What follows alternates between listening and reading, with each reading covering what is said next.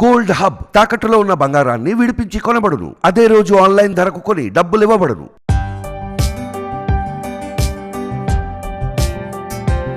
నమస్తే, welcome to మనం TV. నేను మీ ప్రియాంకర.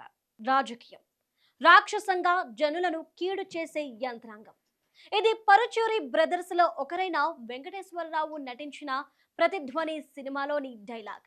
తన మాటలను వినని వారిపై పరుచూరి ఆగ్రహంతో రగిలిపోతూ అల్లూరి రామలింగయ్యతో మాట్లాడిన ఈ మాటలు 1986లో బాగా వైరల్ అయ్యాయి. కేవలం స్క్రీన్ కే పరిమితమైన నాటి మాటలను వైసీపీ అధినేత జగన్ ఆ డైలాగ్స్ నిజమనేలా 5 ఏళ్ల పాలన చేశారు. ఇక రాజకీయంగా తమకు ఎదురు లేదని క్యాడర్ కూడా రెచ్చిపోయింది. కంటికి కనిపించింది కబ్జా చేశారు, చేతికి అందింది మాయం చేశారు.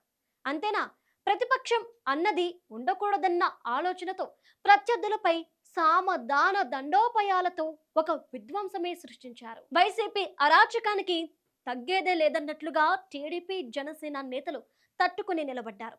కౌంటర్లతో పదే పదే హెచ్చరించారు. గెలుపు ఎవరి సొంతం కాదని పట్టుబట్టి మరీ అధికారంలోకి వచ్చారు. అది కూడా ఊహించని మెజార్టీతో ప్రజలు కూటమి పార్టీలకు పట్టం కట్టాయి. నారా లోకేష్ అయితే రెడ్ బుక్ చూపించి ఎవరిని వదిలే ప్రసక్తి లేదని చెప్పేవారు. ఇలా చెప్పినందుకు ఆయనపై నాటి ప్రభుత్వం కేసు కూడా నమోదు చేసింది. అరెస్టు చేసేందుకు అనుమతి ఇవ్వాలని కోర్టును కూడా కోరింది. అంతా యూటర్న్. అధికారం అందుకున్నారు, పాలన దిశగా అడుగులు వేశారు. జగన్ వైఫల్యాలను శ్వేత పత్రాల ద్వారా ప్రజల ముందుకు తీసుకొస్తున్నారు. ఒక విధంగా కూటమి పార్టీలు ప్రస్తుతం అభివృద్ధి సంక్షేమంపైనే దృష్టి పెట్టాయి. కానీ ఎక్కడో వైసీపీ నేతలకు డౌట్ కొడుతోంది. నాడు అధికారం ఉంది కదా అని రెచ్చిపోయాం కదా, అప్పట్లో టీడీపీ జనసేన నేతలు వదిలేలేదన్నారు కదా.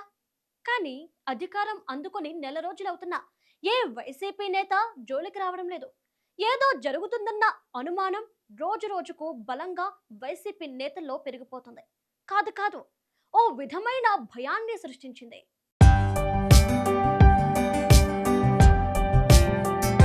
రెడ్ బుక్ సంగతి పక్కన పెడితే అంతర్గతంగా మాత్రం వైసీపీ ముఖ్య నేతలందరినీ చట్టబద్ధంగా ఫిక్స్ చేసేందుకు పక్కా ప్లాన్తో ముందుకెళ్తున్నారని తెలుస్తోంది. ఇసుక మద్యం స్కాముల్లో జగన్ టార్గెట్ గా చేసిన ప్రభుత్వం సీఎంగా చంద్రబాబు ప్రమాణ స్వీకారం చేయకముందే ఏపీ బెవరేజెస్ కార్పొరేషన్ మొత్తాన్ని గుప్పెట్లో పెట్టుకున్న అధికారి వాసుదేవారెడ్డి ఇంట్లో సోదాలు ప్రారంభించారు. ఆయన తనను అరెస్ట్ చేస్తారేమోనన్న భయంతో హైకోర్టును ఆశ్రయించారు. కానీ ఊరట దక్కలేదు. కానీ సిఐడి అధికారులు వాసుదేవరెడ్డిని అరెస్ట్ చేయలేదు. కానీ సోదాలు మాత్రం కొనసాగిస్తున్నారు. వైసీపీకి చెందిన కీలక నేతలనే సిఐడి టార్గెట్ చేసింది. అందుకే మొత్తం గుట్టు రట్టు చేస్తున్నారు. అసలు ఏం జరిగిందో లెక్కలతో సహా వెలుగులోకి తీస్తున్నారు. మద్యం తయారీ విక్రయాల్లో భారీ స్కామ్ జరిగిందనేది ప్రధాన ఆరోపణ. 2019లో జగన్ అధికారంలోకి రావడంతోనే పాలసీని పూర్తిగా మార్చేశారు. ప్రభుత్వ దుకాణాలు పెట్టారు. వైసీపీ నేతల డిస్టరీల్లో తయారయ్యే విచిత్రమైన బ్రాండ్లే అమ్మారు. అది కూడా నగదుకే అమ్మారు. ఇసుక వ్యవహారంలో కూడా సంచలనాత్మక స్కామ్ ఉందని అంటున్నారు. ఇసుక పేరుతో ప్రభుత్వానికి పెద్దగా ఆదాయం రాకుండానే ప్రైవేట్ కంపెనీలు ఇసుకను దోపిడీ చేసేలా అనుమతిచ్చారు. వారు కూడా పూర్తిగా నగదు లావాదేవీలు నిర్వహించారు. ఈ మూలాలన్నీ నేరుగా జగన్మోహన్ రెడ్డి దగ్గరే ఉన్నాయనేది కీలకంగా మారింది.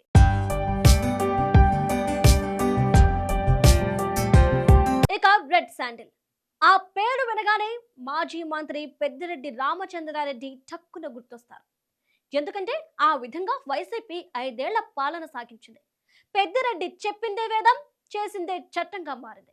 కూటమి ప్రభుత్వం అధికారంలోకి వచ్చిన వెంటనే నాటి గనుల మంత్రి పెద్దిరెడ్డి రామచంద్రారెడ్డి నిర్వాహకాలపై దృష్టి పెట్టింది. గనుల సేవరేజీ దగ్గర నుంచి అనుమతులు లేకుండా ఇష్టారాజ్యంగా తవ్వేసుకోవడం వంటి అక్రమాలను గుర్తించారు. అంతా ప్రైవేటు ఉద్యోగులే 5 ఏళ్లు చక్రం తిప్పారు. టీడీపీ నేతల గనుల్ని లాక్కొని మరీ బరి తెగించారు. తప్పుడు నివేదికలతో 100 కోట్ల జరిమానాలు విధించిన రికార్డుంది. ఎర్రచందనం పెద్దిరెడ్డికి చెందినదని జనసేనాని పవన్ కళ్యాణ్ చెప్పేశారు. పెద్దిరెడ్డి రామచంద్రారెడ్డి తాను మంత్రి పదవిలో ఉన్న సమయంలో టీడీపీని తీవ్ర స్థాయిలో టార్గెట్ చేశారు. కుప్పం మున్సిపాలిటీలో రాంగ్ రూట్ లో టీడీపీని ఓడించారన్న ఆరోపణలున్నాయి.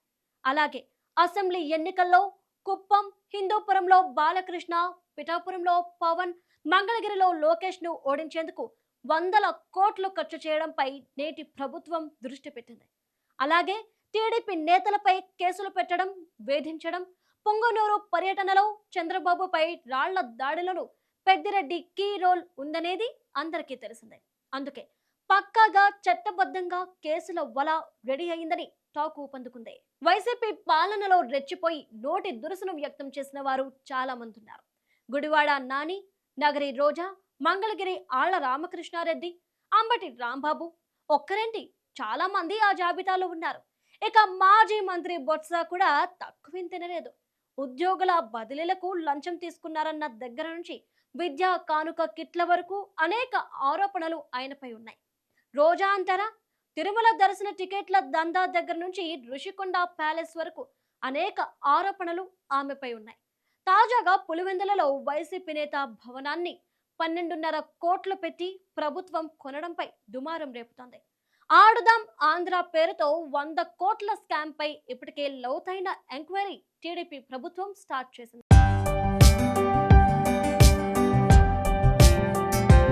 వైసీపీ అధికారంలో ఉన్నప్పుడు టీడీపీ నేతలు కార్యాలయాలపై జరిగిన దాడులకు లెక్కలేదు. టీడీపీ కేంద్ర కార్యాలయంపై 2021లో దాడి జరిగితే కేసులు పెట్టలేదు. ఇప్పుడు పోలీసులు రంగంలోకి దిగారు. నిందితులను గుర్తించే పనిలో ఉన్నారు. ఈ కేసులో 5గురిని అరెస్ట్ చేశారు. నిందితులను పట్టుకోవడంతో పాటు దాడికి పురుగొల్పిన నేతలపైన చర్యలకు సిద్ధమవుతోంది ప్రభుత్వం. ఇక నిందితుల్లో మంగళగిరి మాజీ ఎమ్మెల్యే ఆళ్ల రామకృష్ణారెడ్డి, వైసీపీ ప్రధాన కార్యదర్శి లేలా అప్పిరెడ్డి, ఆ పార్టీ విజయవాడ తూర్పు ఇన్ఛార్జ్ దేవినేని అవినాష్ ఉన్నారు. ఏమైనా చర్యలు తీసుకుంటారా అన్న టెన్షన్ వైసీపీలో కనిపిస్తోంది. కాకినాడలో ఎమ్మెల్సీ అనంతబాబు కారు డ్రైవర్ హత్య కేసును ప్రభుత్వం రీ ఎంక్వైరీకి సిద్ధమైందని తెలుస్తోంది. ఈ కేసులో అనంతబాబుతో పాటు మరికొందరి ప్రమేయం ఉందనే అనుమానాలు వ్యక్తం చేస్తున్నారు ప్రభుత్వ పెద్దలు. అదేవిధంగా విశాఖలో డాక్టర్ సుధాకర్ కేసును మళ్లీ ఓపెన్ చేస్తున్నారు. సుధాకర్ ఎపిసోడ్లో భూ సంబంధ వ్యవహారాలున్నాయనే సమాచారం ప్రభుత్వానికి చేరడంతో అంతర్గత విచారణ ముమ్మరంగా సాగుతుంది. మాస్క్ అడిగారన్న కారణంగా జగన్ అండ్ టీం ఆయన్ను మానసికంగా హింసించింది. మరణానికి బాధ్యులయ్యారు. దోచిన సొమ్మును స్వాధీనం చేసుకునేందుకు ప్రభుత్వం రెడీ అయ్యిందా అంటే అవుననే సమాధానం వినిపిస్తోంది. అందుకు తగ్గట్టుగానే టీడీపీ సీనియర్ నేత యనమల రామకృష్ణుడు సీఎం చంద్రబాబుకు లేఖ రాశారు. రెవెన్యూ రికవరీ యాక్ట్ పెట్టాలని సూచించారు. ఇది కేవలం వైసీపీ నేతల అక్రమ సంపాదనే టార్గెట్ అని చెప్పొచ్చు. రెడ్ బుక్ పేరుతో బెదిరింపులు కాకుండా నేరుగా ప్రజాస్వామ్యబద్ధంగా వైసీపీ నేతల అక్రమాలను ప్రజల ముందు పెట్టి తర్వాత కేసులు పెట్టి మట్టి తమ చేతికి అంటకుండా టీడీపీ అసలు ప్లాన్ అమలు చేస్తుందని రాజకీయ వర్గాలు అంచనా వేస్తున్నాయి.